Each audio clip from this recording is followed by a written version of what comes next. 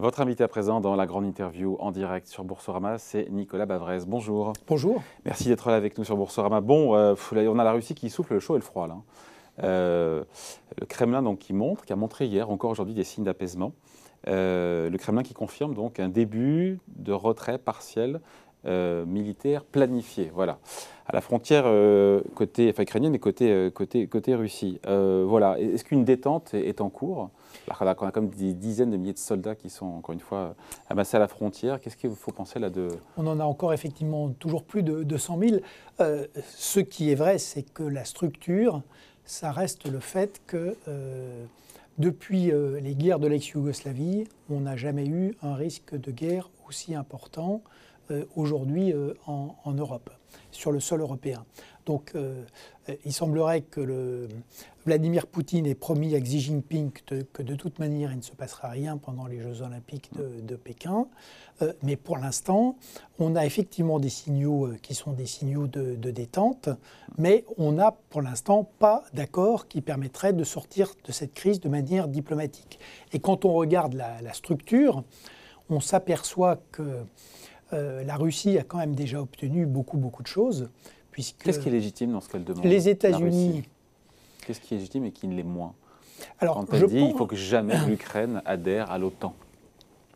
Il y a une chose qui est exacte, c'est qu'à la fin des années 90, au moment où la Russie était la plus faible, il y a eu effectivement un élargissement de l'OTAN et il y a eu un sommet où il a été envisagé que l'Ukraine et la Géorgie rentrent dans l'OTAN. Ça, c'est vrai que ça a certainement été quelque chose qui a été perçu comme une menace pour la Russie. Donc, le fait d'avoir un accord sur le statut de l'Ukraine, en soi, ça peut être envisagé. Mais avec une limite, c'est que si l'objectif de Vladimir Poutine, c'est de faire ce qu'il a fait en Biélorussie, c'est-à-dire de réintégrer l'Ukraine dans une forme d'empire russe sur lequel l'Ukraine et les Ukrainiens perdraient toute souveraineté, ça, clairement, ça n'est pas acceptable. Après, on se dit pourquoi est-ce que Poutine reculerait alors que les Occidentaux n'ont cessé de dire qu'ils n'engageraient pas leur armée en cas de guerre. Joe Biden, d'ailleurs, le premier, donc on se dit que cette promesse de non-intervention des Américains, c'est pas quelque part, pas un blanc-seing, mais une espèce de feu vert donné à Poutine pour intervenir. Si, c'est ce que je disais. Pour l'instant, Vladimir Poutine a empoché déjà beaucoup de choses. Les Américains ont clairement dit qu'ils ne feraient pas la guerre. Les Européens ont dit qu'ils ne feraient pas la guerre non plus. Et comme on le voit, il y a quand même une très grande incertitude sur les sanctions. On explique qu'on ne veut pas les annoncer trop vite, on a raison. Mais on voit bien que l'Allemagne notamment, qui est quand même le pays clé de l'Union européenne... Olaf Scholz qui se rend aujourd'hui à Moscou. Voilà, et que l'Allemagne autour de Nord Stream est extrêmement ambiguë. Et que pour l'instant... l'Allemagne reste dominée par l'ostopolitique au plan diplomatique et par une politique étrangère qui est d'abord une politique mercantiliste, avec l'idée que c'est le commerce qui va permettre de ramener la Russie dans le concert des nations. Et ça, franchement, dans le monde tel qu'il est aujourd'hui, ça ne marche plus, parce qu'on a un monde avec des régimes autoritaires qui ont clairement annoncé que leur volonté, c'était premièrement de créer un monde post-occidental et dans lequel ils se tailleraient des sphères d'influence qui seraient intouchables et avec l'idée de déstabiliser par ailleurs les démocraties. Si vous voulez, ce qui est quand même impressionnant dans ce que fait la Russie aujourd'hui, c'est pas l'Ukraine seulement, c'est vraiment la guerre hybride qui est menée contre l'Europe avec donc ce qui s'est passé en Biélorussie, avec la pression militaire sur l'Ukraine, le chantage aux migrants, les cyberattaques, le prix du gaz et la déstabilisation des démocraties avec le soutien au mouvement populiste. C'est cette gamme qui est très impressionnante et qui suppose que les Européens, notamment, puisqu'ils sont en première ligne, prennent la mesure de ce qui se passe. Et ils affichent un front suffisamment uni, les Occidentaux, les Européens. Clairement non. Si vous regardez ils sont unis sur le fait qu'ils ne veulent pas faire la guerre et qu'ils veulent privilégier la démocratie, la diplomatie, pardon. Mais en revanche, ils ne sont pas du tout unis, par exemple, sur les sanctions. Pour l'instant, il n'y a pas d'alignement sur la question très importante de Nord Stream. Ça serait quand même un paradoxe inouï que la conclusion de cette crise soit une aggravation de la dépendance de l'Europe vis-à-vis de la Russie en matière d'énergie et de gaz. Pour l'instant, Poutine semble relativement hermétique aux pressions de l'Europe et aux pressions occidentales. Comment est-ce qu'on fait pression ?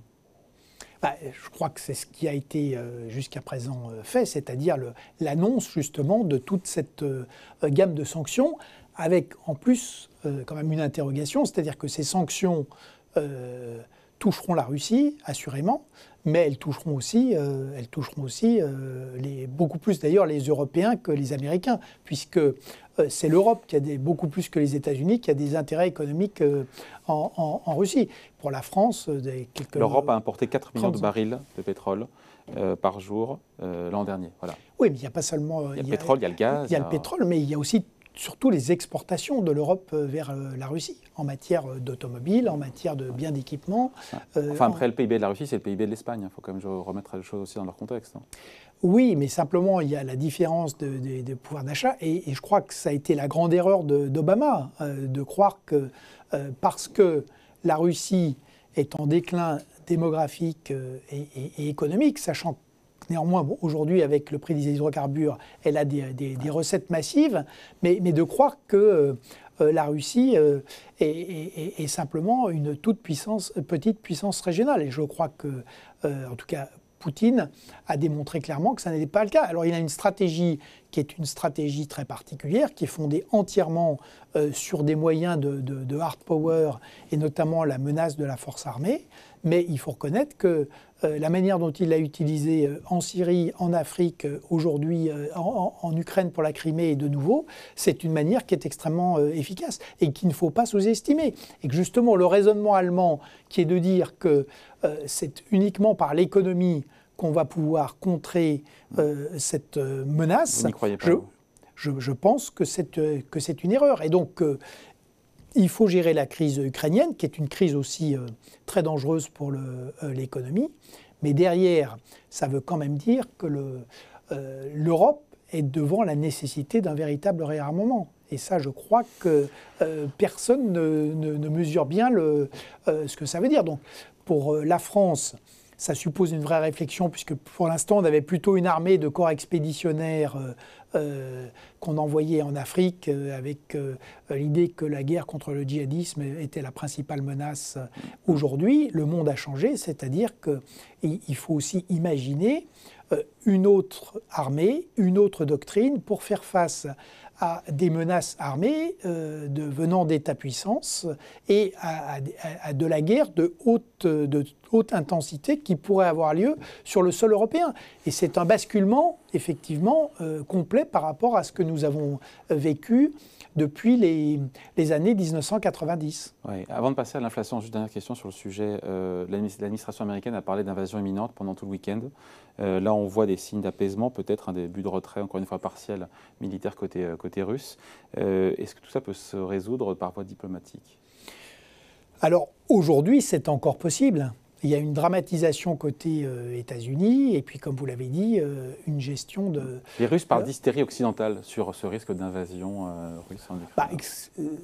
Il y a pas de... À partir du moment où vous massez quand même entre 130 000 et 150 000 hommes avec toute la gamme des équipements les plus sophistiqués aux frontières d'un pays, c'est quand même difficile d'expliquer qu'il ne se passe rien. Donc la vraie question pour la diplomatie, c'est quel est le prix à payer pour les États-Unis et pour l'Europe pour le règlement de cette question ukrainienne. Et surtout derrière, c'est le problème de qu'est-ce qu'il y a derrière l'Ukraine, puisqu'on a quand même des changements majeurs dans le système international, notamment avec la création de ce qui est quand même maintenant un véritable axe entre la Chine de Xi Jinping et puis la Russie de Vladimir Poutine. Et donc le jeu entre ces puissances pour jouer et pour fragiliser encore les démocraties et l'Occident à un moment donné où ils sont en grande difficulté. Et si vous voulez, on se trouve, c'est pour ça que notre monde n'est pas celui des années 30, mais on se trouve quand même avec un petit air d'années 30 parce qu'on a des démocraties qui sont prises en étau entre une remontée très brutale de risques internationaux que l'on croyait complètement disparus, et puis une fragilisation intérieure très forte, des modèles économiques en question, avec des inégalités qui se renforcent, des sociétés qui éclatent, et surtout des valeurs de la démocratie qui sont contestées au debout, du côté de l'extrême droite avec l'hypernationalisme et le racisme, et du côté de l'extrême gauche avec la woke culture et le racialisme. Et donc, si vous voulez, c'est cette tenaille qui est extrêmement dangereuse et pour laquelle il faut être clair. Pour l'instant, on n'a pas trouvé la parade. Et ce que fait Vladimir Poutine aujourd'hui, c'est quand même frappant de voir qu'il agit à chaque fois qu'il a la conviction que les États-Unis sont dans un moment de grande faiblesse. Obama lui avait ouvert une porte en Syrie, il s'est engouffré dedans. Et aujourd'hui, c'est vrai qu'entre Kaboul, l'affaire AUKUS qui a quand même enfoncé un coin entre les États-Unis et les Européens, et la faiblesse intérieure de Biden face à la poussée des républicains et d'un parti républicain qui est totalement trumpiste, il utilise de nouveau cette fenêtre. Tiens, puisqu'on parle indirectement de politique, sur le débat présidentiel, vous en pensez quoi? Aujourd'hui, on est à moins de 2 mois de l'élection. Certains disent que maintenant il est urgent que Emmanuel Macron se déclare officiellement candidat pour que le débat présidentiel commence vraiment. Si vous voulez, ce qui est frappant, c'est le grand écart entre la gravité de ce qui se passe dans le monde, la vitesse des changements, et puis un débat français qui est à la fois tronqué, puisque le favori n'est pour l'instant pas dans la course, alors même que lui a tous ses parrainages et que visiblement il a des slogans et tout est prêt, il n'y a plus qu'à appuyer sur le bouton. Enfin, c'est l'impression que ça donne, en tout cas, vu de l'extérieur. Et donc, on a quand même... c'est une élection qui est très particulière. Hein. Elle est surplombée par 2 événements, quand même, 2 très grands événements historiques. Cette pandémie, que là encore nul n'attendait, c'est quand même la plus grande épidémie depuis la grippe espagnole. Ça a bouleversé complètement nos pays. Ça bouleverse à long terme les mentalités. On le voit avec un effet de repli et puis des questions de fragmentation, une radicalisation qu'on a vue avec les convois de la liberté.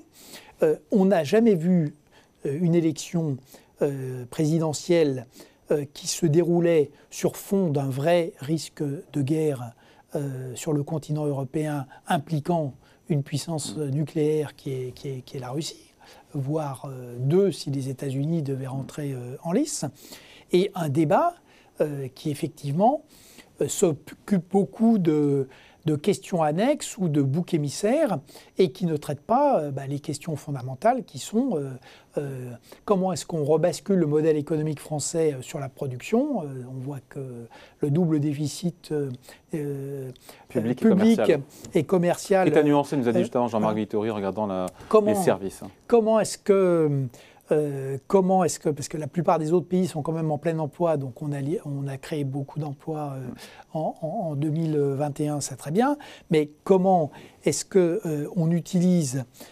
va au plein emploi, parce que c'est quand même une des premières manières de remettre du pouvoir d'achat de manière durable et soutenable. Comment est-ce qu'on remet d'aplomb les services de santé, d'éducation, de sécurité? Comment est-ce qu'on renoue les fils de cette nation? Et comment, je rejoins ce qu'il est, c'est que le monde de 2022 n'est absolument plus celui de 2017. Comment est-ce qu'on repositionne notre pays en Europe et comment est-ce qu'on repositionne l'Europe dans un monde qui n'a plus rien à voir? Ça, ce sont des vraies questions.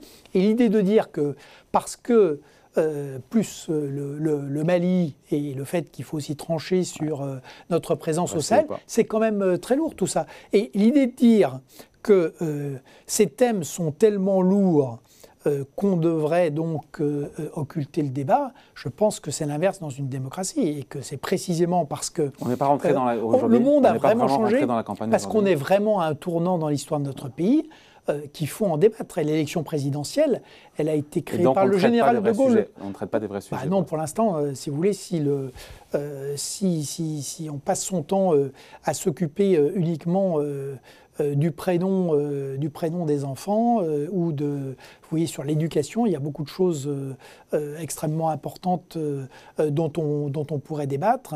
Et si vous voulez, beaucoup de thèmes sont aussi pris soit de manière démagogique, c'est-à-dire que chacun rivalise pour la distribution, la ventilation d'un argent gratuit qui va disparaître, au moment où il va disparaître, parce que avec l'inflation, il y aura la remontée des taux, et la remontée des taux, c'est la fin de l'argent illimité, non, en tout cas de l'argent illimité et gratuit.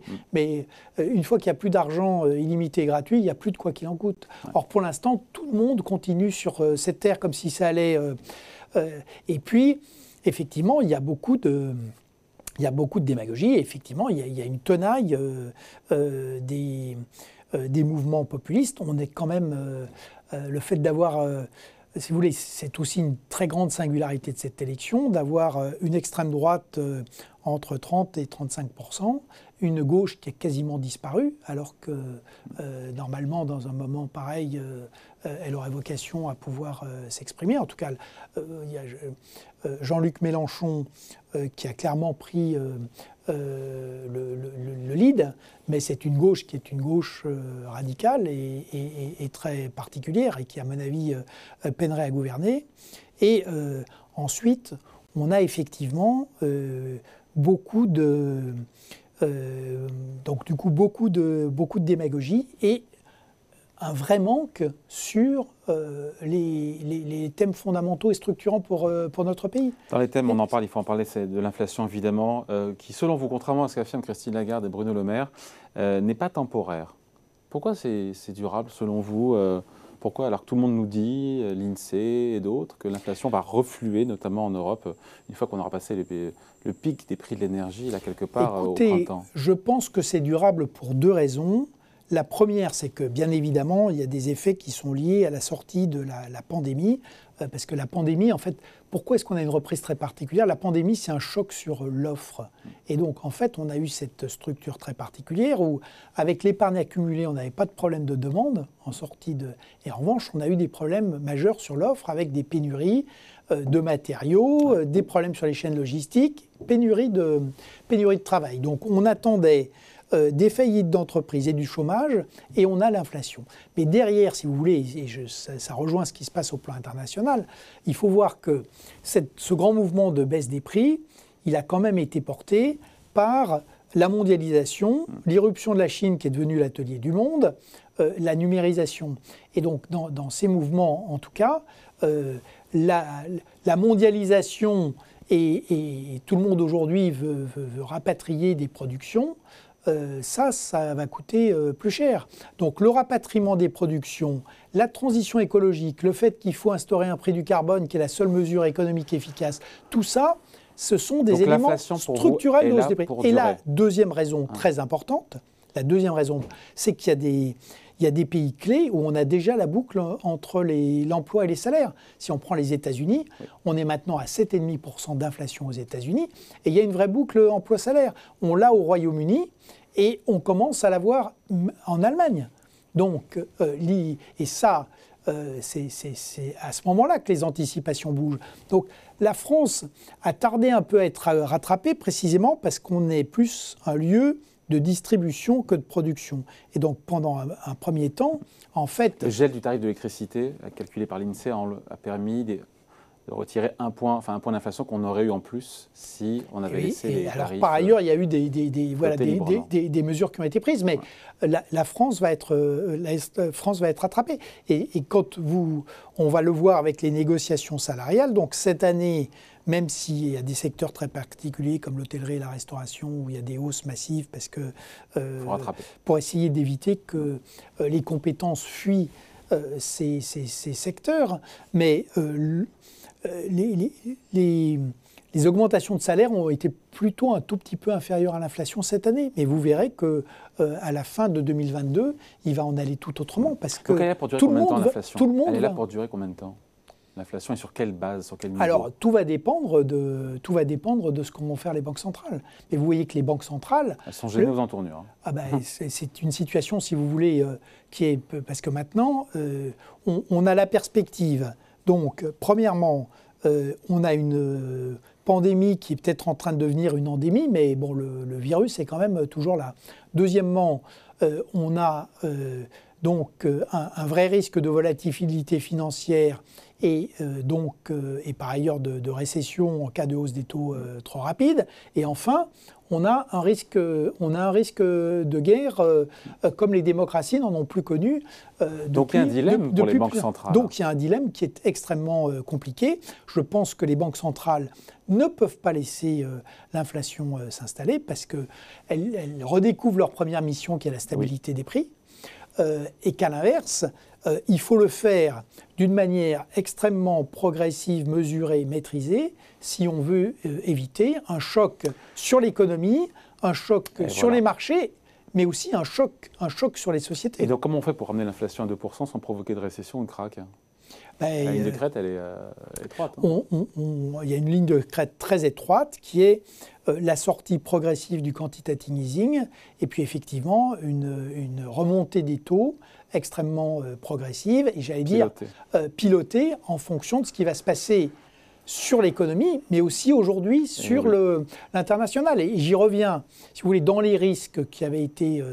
le risque de la pandémie, évidemment, tout le monde l'a en tête depuis 2 ans.